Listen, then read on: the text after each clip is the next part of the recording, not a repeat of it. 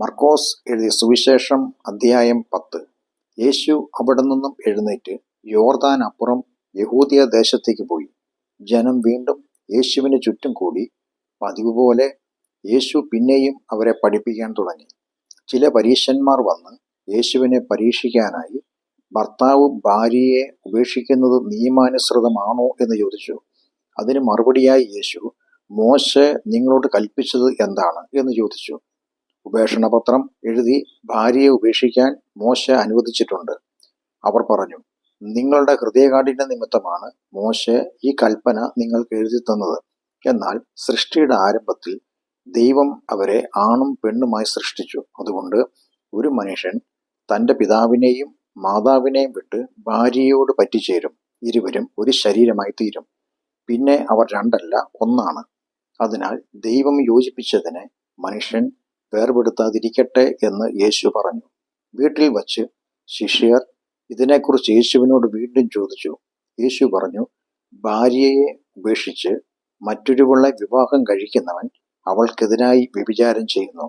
ഭർത്താവിനെ ഉപേക്ഷിച്ച് മറ്റൊരുവനെ വിവാഹം ചെയ്യുന്ന സ്ത്രീയും വ്യഭിചാരം ചെയ്യുകയാണ്. യേശു സ്പർശിക്കേണ്ടതിന് ആളുകൾ കുട്ടികളെ തൻ്റെ അടുത്തേക്ക് കൊണ്ടുവന്നു.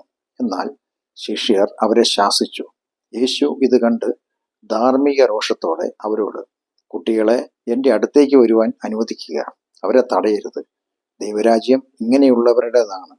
ഒരു ശിശുവിനെ പോലെ ദൈവരാജ്യത്തെ സ്വീകരിക്കാത്ത ആരും അതിൽ കടക്കുകയില്ല എന്ന് ഞാൻ സത്യമായി നിങ്ങളോട് പറയുന്നു എന്ന് പറഞ്ഞു. പിന്നെ യേശു കുട്ടികളെ കൈകളിലെടുത്ത് അവരുടെ മേൽ കൈവച്ച് അവരെ അനുഗ്രഹിച്ചു. യേശു അവിടെ നിന്നും യാത്ര പുറപ്പെടുമ്പോൾ ഒരാൾ ഓടി വന്ന് യേശുവിൻ്റെ മുമ്പിൽ മുട്ടുകുത്തി, നല്ല ഗുരോ, നിത്യജീവൻ അവകാശമാക്കാൻ ഞാൻ എന്ത് ചെയ്യണം എന്ന് ചോദിച്ചു. യേശു അയാളോട്, നല്ലവനെന്ന് നീ എന്നെ വിളിക്കുന്നത് എന്തിനാണ്? ദൈവം ഒരുവനല്ലാതെ നല്ലവൻ ആരുമില്ല. കൊല്ലരുത്, വ്യഭിചരിക്കരുത്, മോഷ്ടിക്കരുത്, കള്ളസാക്ഷ്യം പറയരുത്, വഞ്ചിക്കരുത്, പിതാവിനെയും മാതാവിനെയും ബഹുമാനിക്കുക എന്നീ കൽപ്പനകൾ നിനക്കറിയാമല്ലോ എന്ന് പറഞ്ഞു. ഗുരോ, ചെറുപ്പം മുതൽ ഇതെല്ലാം ഞാൻ പാലിച്ചിട്ടുണ്ട് എന്ന് അവൻ പറഞ്ഞു. യേശു അവനെ ശ്രദ്ധാപൂർവം വീക്ഷിച്ചു, അവനെ സ്നേഹിച്ചു. എന്നിട്ട് പറഞ്ഞു, ഒരു കുറവ് നിനക്കുണ്ട്. പോയി നിനക്കുള്ളതെല്ലാം വിറ്റ് ദരിദ്രർക്ക് കൊടുക്കുക, എന്നാൽ സ്വർഗത്തിൽ നിനക്ക് നിക്ഷേപം ഉണ്ടാകും. പിന്നെ വന്ന് എന്നെ അനുഗമിക്കുക. ഈ വാക്കുകൾ കേട്ട് അവൻ്റെ മുഖം വാടി ദുഃഖത്തോടെ പോയി, കാരണം അയാൾക്ക് ഏറെ സമ്പത്തുണ്ടായിരുന്നു. യേശു ചുറ്റും നോക്കിയിട്ട് തൻ്റെ ശിഷ്യരോട്, ധനവാൻ ദൈവരാജ്യത്തിൽ പ്രവേശിക്കുന്നത് എത്ര പ്രയാസമായിരിക്കും എന്ന് പറഞ്ഞു. ശിഷ്യർ ഈ വാക്കുകൾ കേട്ട് വിസ്മയിച്ചു. യേശു വീണ്ടും പറഞ്ഞു, കുഞ്ഞുങ്ങളെ, ദൈവരാജ്യത്തിൽ പ്രവേശിക്കുന്നത് എത്രയോ പ്രയാസം. ധനവാന്മാർ ദൈവരാജ്യത്തിൽ പ്രവേശിക്കുന്നതിനേക്കാൾ ഒട്ടകം സൂചിക്കുഴയിലൂടെ കടക്കുന്നതാണ് ഏറെ എളുപ്പം. ശിഷ്യർ അത്യധികം വിസ്മയത്തോടെ, അങ്ങനെയെങ്കിൽ ആർക്ക് രക്ഷ ലഭിക്കും എന്ന് ചോദിച്ചു. യേശു അവരെ നോക്കിക്കൊണ്ട് ഇങ്ങനെ പറഞ്ഞു, അത് മനുഷ്യന് അസാധ്യം, എന്നാൽ ദൈവത്തിന് അങ്ങനെയല്ല. ദൈവത്തിന് സകലവും സാധ്യമാണ്. പത്രോസ് യേശുവിനോട്, നോക്കൂ, ഞങ്ങൾ സകലവും ഉപേക്ഷിച്ച് അങ്ങയെ അനുഗമിച്ചിട്ടുണ്ട് എന്ന് പറഞ്ഞു തുടങ്ങി.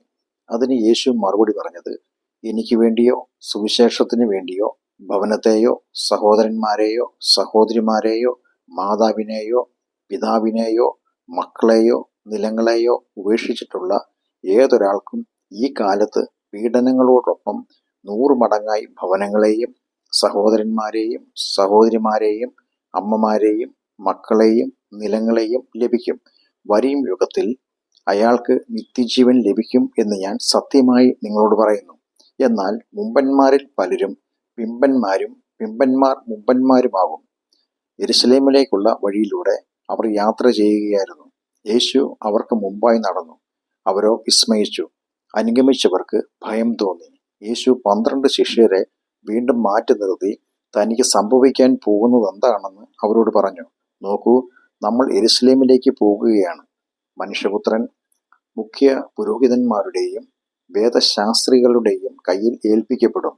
അവർ തനിക്ക് മരണശിക്ഷ വിധിച്ച് വിജാതീയർക്ക് ഏൽപ്പിച്ചു കൊടുക്കും. അവർ തന്നെ പരിഹസിക്കുകയും തുപ്പുകയും ചാട്ട കൊണ്ട് അടിക്കുകയും കൊല്ലുകയും ചെയ്യും. എന്നാൽ 3 ദിവസം കഴിഞ്ഞ് താൻ ഉയർത്തെഴുന്നേൽക്കും. സബെദയുടെ പുത്രന്മാരായ യാക്കോബും യോഹന്നാനും യേശുവിൻ്റെ അടുത്ത് വന്നു. അവർ യേശുവിനോട്, ഗുരോ, ഞങ്ങൾ അങ്ങയോട് ചോദിക്കുന്നത് എന്താണെങ്കിലും അങ്ങത് ചെയ്തു തരണമെന്ന് ഞങ്ങൾ ആഗ്രഹിക്കുന്നു എന്ന് പറഞ്ഞു. ഞാൻ നിങ്ങൾക്ക് എന്ത് ചെയ്തു തരണമെന്നാണ് നിങ്ങൾ ആഗ്രഹിക്കുന്നത് എന്ന് യേശു ചോദിച്ചു. അതിന് അവർ, അങ്ങയുടെ മഹത്വത്തിൽ ഞങ്ങളിൽ ഒരാൾ അങ്ങയുടെ വലത്തും മറ്റേയാൾ ഇടത്തും ഇരിക്കാൻ അനുവദിക്കണം എന്ന് പറഞ്ഞു. യേശു അവരോട്, നിങ്ങൾ എന്താണ് ചോദിക്കുന്നത് എന്ന് നിങ്ങൾക്കറിയില്ല. ഞാൻ കുടിക്കുന്ന പാനപാത്രം കുടിക്കാനോ ഞാൻ ഏൽക്കുന്ന സ്നാനം ഏൽക്കാനോ നിങ്ങൾക്ക് കഴിയുമോ എന്ന് ചോദിച്ചതിന്, ഞങ്ങൾക്ക് കഴിയും എന്ന് അവർ പറഞ്ഞു.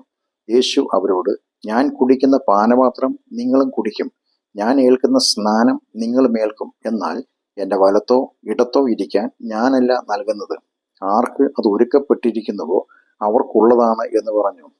ഇത് കേട്ട മറ്റ് 10 ശിഷ്യർക്കും യാക്കോബിനോടും യോഹന്നാനോടും നീരസമുണ്ടായി.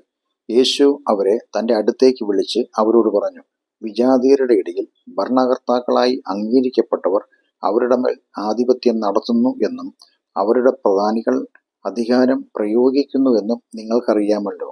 എന്നാൽ നിങ്ങളുടെ ഇടയിൽ അങ്ങനെ പാടില്ല. നിങ്ങളിൽ വലിയവനാകാൻ ആഗ്രഹിക്കുന്നവൻ നിങ്ങളുടെ ശുശ്രൂഷകൻ ആകണം. നിങ്ങളിൽ ഒന്നാമനാകാൻ ആഗ്രഹിക്കുന്നവനെല്ലാം എല്ലാവരുടെയും ദാസനാകണം. മനുഷ്യപുത്രൻ വന്നത് ശുശ്രൂഷിക്കപ്പെടുവാനല്ല, ശുശ്രൂഷിക്കാനും അനേകർക്ക് തൻ്റെ പ്രാണനെ വീണ്ടെടുപ്പ് ബലിയായി കൊടുക്കാനുമാണ്. പിന്നെ അവർ യെരിഹോവിലെത്തി.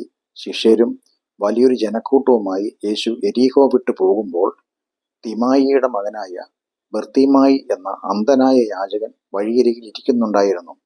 നസ്രായനായ യേശുവാണ് അതൊന്ന് കേട്ടപ്പോൾ അവൻ, യേശുവേ, ദാവീദ് പുത്ര, എന്നോട് കരുണയുണ്ടാകണമേ എന്ന് ഉറക്കെ നിലവിളിച്ചു. മിണ്ടരുത് എന്ന് പറഞ്ഞ് പലരും അവനെ ശാസിച്ചു. എന്നാൽ അവൻ, ദാവീദ് പുത്ര, എന്നോട് കരുണയുണ്ടാകണമേ എന്ന് അധികം ഉച്ചത്തിൽ നിലവിളിച്ചുകൊണ്ടേയിരുന്നു. യേശു നിന്നു അയാളെ വിളിക്കുക എന്ന് പറഞ്ഞു. അവർ ആ അന്ധനെ വിളിച്ച് അയാളോട്, ധൈര്യമായിരിക്കുക, എഴുന്നേൽക്കുക, അവിടുന്ന് നിന്നെ വിളിക്കുന്നു എന്ന് പറഞ്ഞു. ചാടി എഴുന്നേറ്റ അയാൾ തൻ്റെ പുറങ്കുപ്പായം ഊരിയെറിഞ്ഞ് യേശുവിൻ്റെ അടുത്തെത്തി. ഞാൻ നിനക്ക് എന്ത് ചെയ്തു തരണമെന്നാണ് നീ ആഗ്രഹിക്കുന്നത് എന്ന് യേശു ചോദിച്ചു. അന്ധനായ ആ മനുഷ്യൻ, റബ്ബോനി, എനിക്ക് കാഴ്ച വേണം എന്ന് പറഞ്ഞു. യേശു അയാളോട്, പൊയ്ക്കൊള്ളുക, നിന്റെ വിശ്വാസം നിന്നെ രക്ഷിച്ചിരിക്കുന്നു എന്ന് പറഞ്ഞു. ഉടൻ തന്നെ അയാൾക്ക് കാഴ്ച ലഭിക്കുകയും വഴിയിൽ യേശുവിനെ അനുഗമിക്കുകയും ചെയ്തു.